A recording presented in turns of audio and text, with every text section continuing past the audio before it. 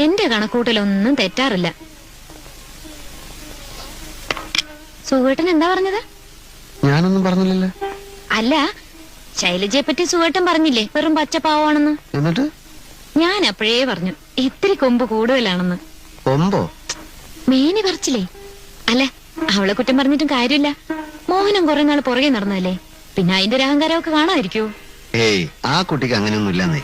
സുഖേട്ടാ, ഒരു പെണ്ണിനെ മനസ്സിലാക്കാൻ വേറൊരു പെണ്ണിനെ കഴിയൂ.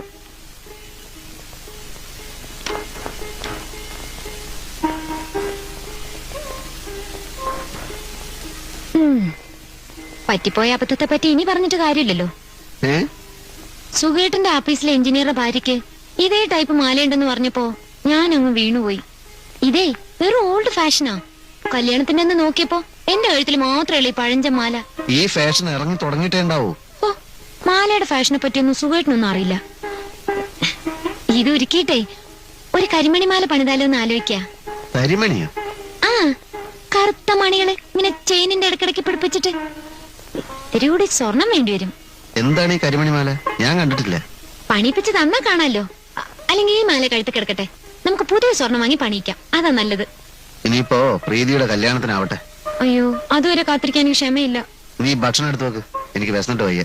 ഇത് പറ. ആലോചിക്കാന്നേ, നീ ചെല്ല്.